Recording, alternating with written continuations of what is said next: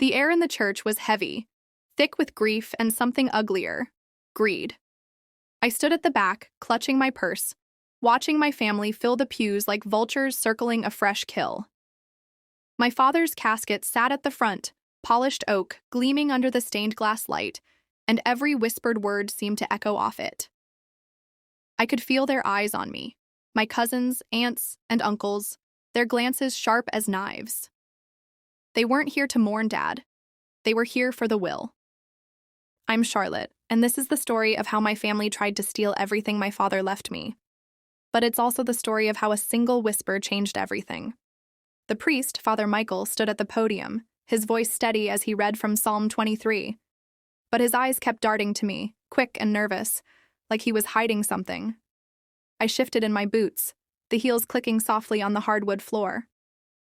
My cousin Vanessa, perched in the front row, turned her head just enough to smirk at me. She'd always been the golden child, the one Dad's sister swore would carry the family legacy. Whatever that meant. As the service ended, people shuffled toward the casket to pay their respects. I stayed back, my throat tight, remembering Dad's laugh, his calloused hands teaching me to fish at Lake Michigan. I didn't need to see him like that, cold and still. But then Father Michael brushed past me, so close his robe grazed my arm. His voice was barely a whisper, so soft I thought I'd imagined it. Check the Bible in the casket. My heart stopped.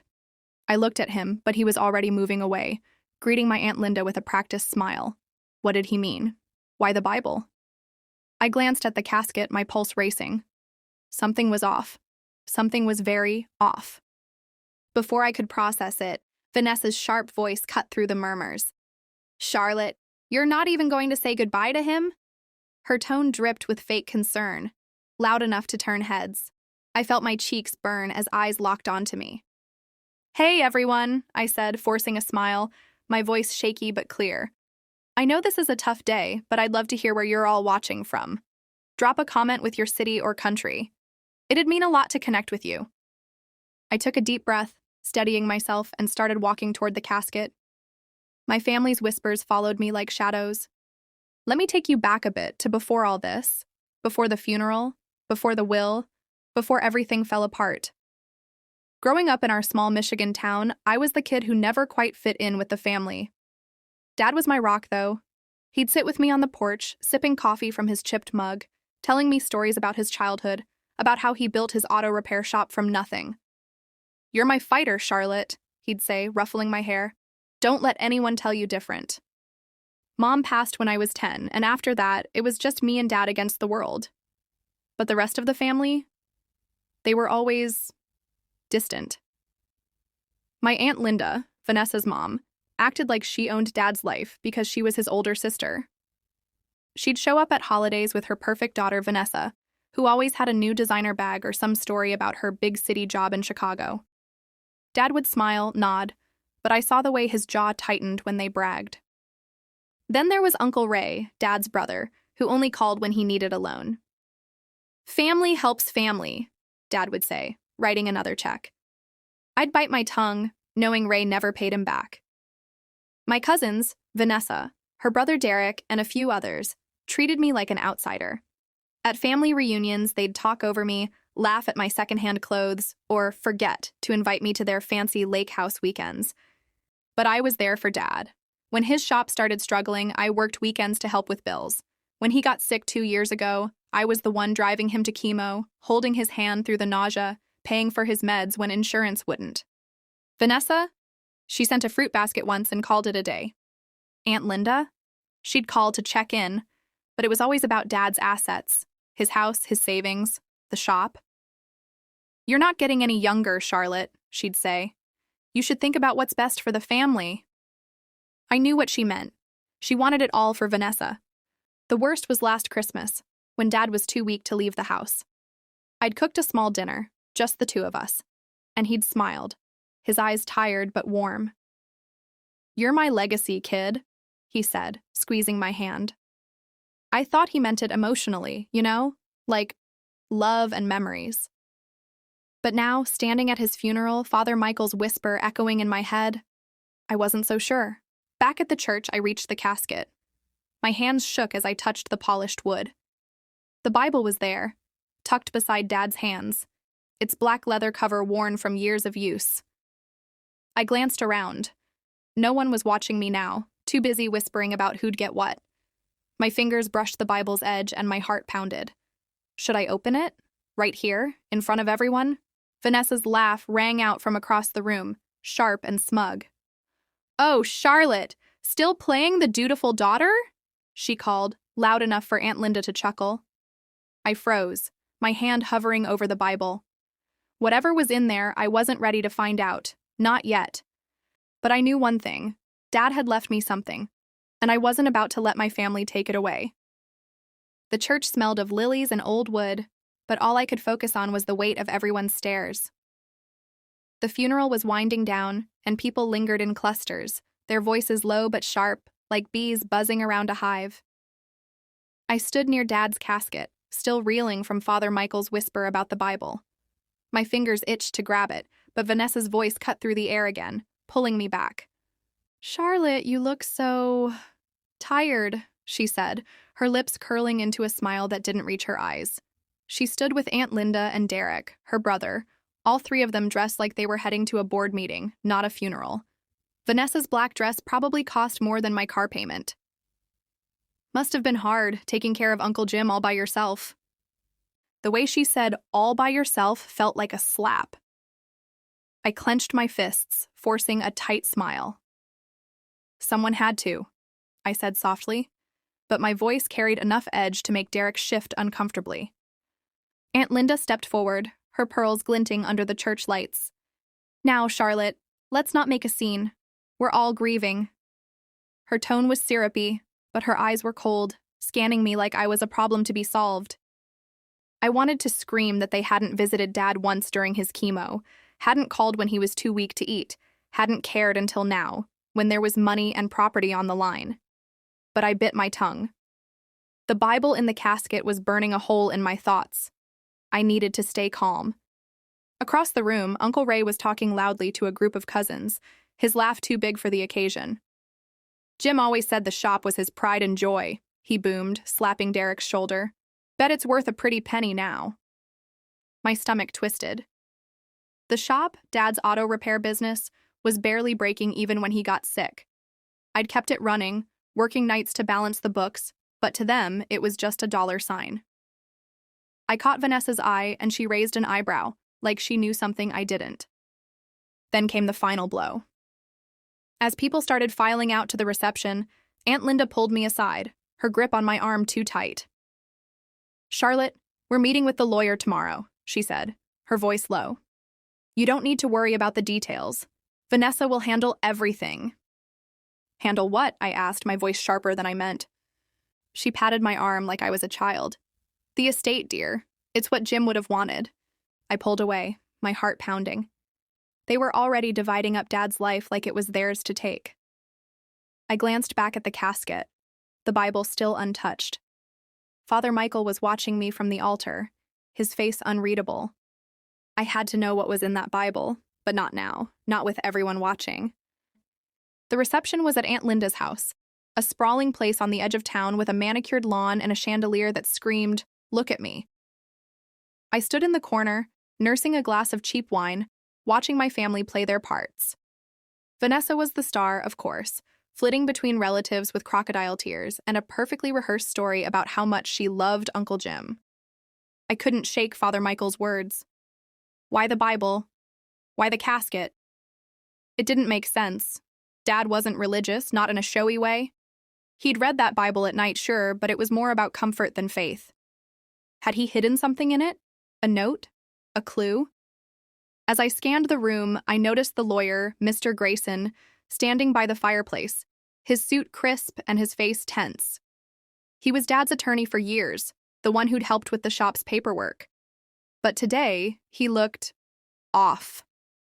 His hands kept fidgeting with his tie, and when Aunt Linda approached him, he stiffened, like he'd been caught doing something wrong. I edged closer, pretending to study the family photos on the mantel.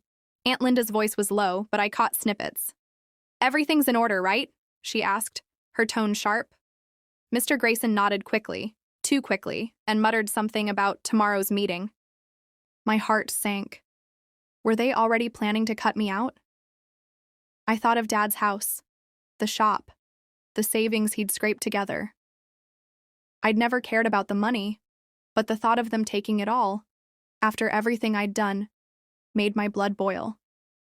Then, out of nowhere, my cousin Tim sidled up to me. Tim was the odd one out, like me, quiet, always on the fringes of the family. He was Vanessa's younger cousin, but he'd never bought into her charm. "You okay, Charlotte?" he asked, his voice soft. I shrugged, not wanting to spill everything. "Just dealing." He leaned in, his eyes flicking toward Vanessa and Aunt Linda. "Be careful with them," he said, barely above a whisper. I overheard Vanessa talking about some letter from Uncle Jim. She sounded way too happy about it. "A letter?" I asked, my pulse quickening. Tim nodded. "Yeah, she said it changes everything.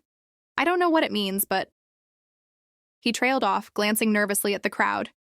My mind raced. A letter? Was it in the Bible? Or was it something else? Something Vanessa and Aunt Linda were hiding. I looked back at Mr. Grayson, who was now avoiding my gaze entirely. Whatever was going on, I was running out of time to figure it out. As the reception dragged on, I made a decision. I'd go back to the church tonight after everyone left. I needed to see that Bible for myself. Whatever Dad had left for me, I wasn't going to let Vanessa or anyone steal it. That night, I couldn't sleep. The memory of Father Michael's whisper and Tim's warning about Vanessa's letter kept spinning in my head. I lay in my old twin bed at Dad's house, the familiar creak of the floorboards grounding me as I stared at the ceiling. My mind drifted back, pulling me into memories that stung like fresh cuts. 3 years ago, Dad's diagnosis hit us like a freight train. Lung cancer, stage 3. I'd just turned 30, working as a receptionist in town, barely making ends meet. But when the doctor gave us the news, I didn't think twice. I moved back into Dad's house to take care of him. I'd cook his favorite meatloaf, drive him to appointments, and sit up late listening to his stories, even when his voice was barely a rasp. One night, after a rough chemo session, he'd grabbed my hand, his grip weak but fierce. "Charlotte, you're the only one who's ever shown up for me," he said, his eyes glassy. "Not Linda, not Ray, not any of them. Just you." I'd brushed it off, told him to rest, but those words stuck with me. They were why I kept going, even when the bills piled up and I had to sell my car to cover his meds. But the family? They were ghosts. Vanessa sent a card once with a generic "get well soon" message that felt like a slap. Aunt Linda called every few months, always fishing for details about Dad's finances. "Have you thought about selling the shop?" she'd ask, like it was her business. Uncle Ray showed up once, drunk, asking Dad to sign over the deed to the house just in case. I kicked him out myself, his curses echoing down the driveway. The worst was a family barbecue 2 summers ago.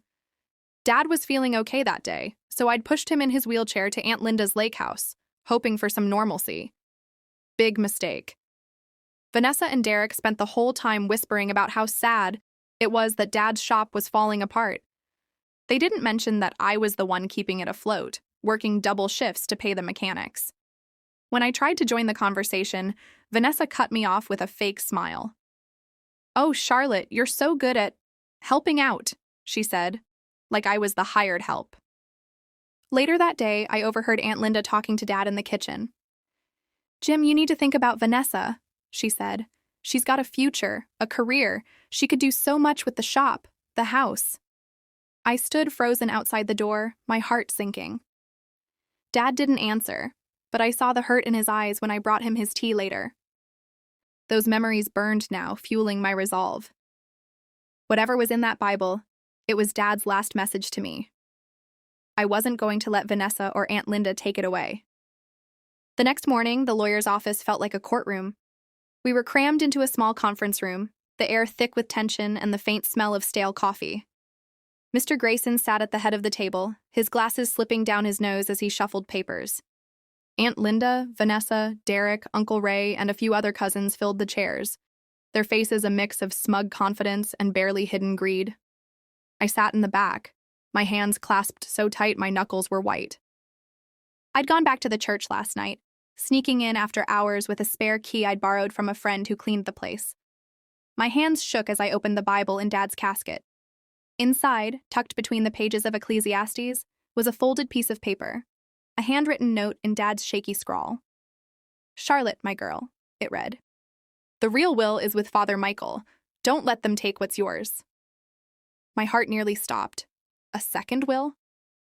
I'd slipped the note into my pocket, my mind racing, and left before anyone saw me. Now, in the lawyer's office, I was waiting for answers. Mr. Grayson cleared his throat, his voice unsteady. "We're here to read the last will and testament of James Robert Miller," he began. The room went silent, every eye locked on him. He started listing assets: the house, the shop, Dad's savings. My stomach churned as he read the first part of the will. "To my niece, Vanessa Miller, I leave the auto repair shop and the family home, to be managed as she sees fit." Vanessa let out a small gasp, her hand flying to her chest like she was shocked. Aunt Linda beamed, patting her daughter's arm. Derek smirked, leaning back in his chair. I felt like I'd been punched. The shop? The house? Everything I'd fought for. Everything Dad and I had built together, it was going to her? The room spun. I gripped the edge of my chair, my eyes burning.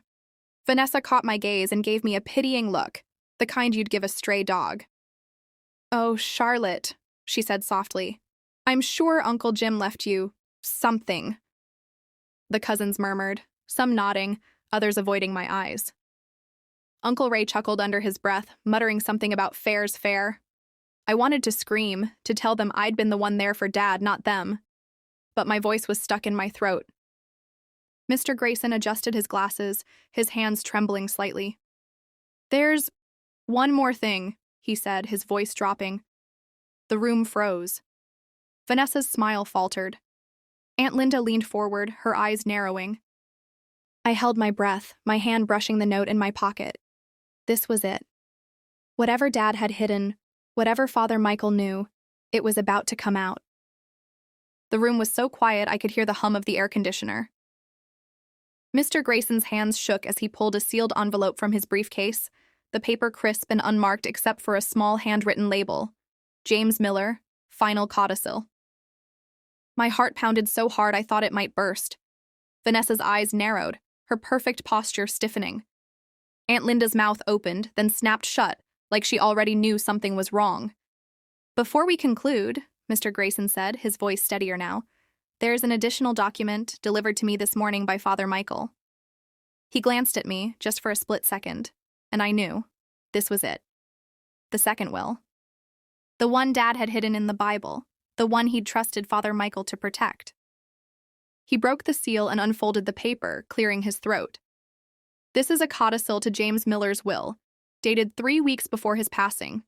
It states, "To my daughter Charlotte Miller, I leave my entire estate, including the auto repair shop, the family home, and all financial assets. She has been my rock, my caretaker, and my true legacy. To my sister Linda, my brother Ray, and my niece Vanessa, I leave my gratitude for their love, but no further inheritance." The room erupted. Vanessa shot to her feet, her chair scraping against the floor. "That's impossible!" she shouted, her face red. "Uncle Jim would never do this. That's a fake." Aunt Linda was right behind her, jabbing a finger at Mr. Grayson. "This is outrageous! You expect us to believe Jim changed his will at the last minute? Where's the proof?" Mr. Grayson didn't flinch. He held up the codicil, pointing to Dad's unmistakable signature, notarized and dated. "This was witnessed by Father Michael and a nurse at the hospital," he said calmly. "It's legally binding." The room went dead silent again, but the air was electric.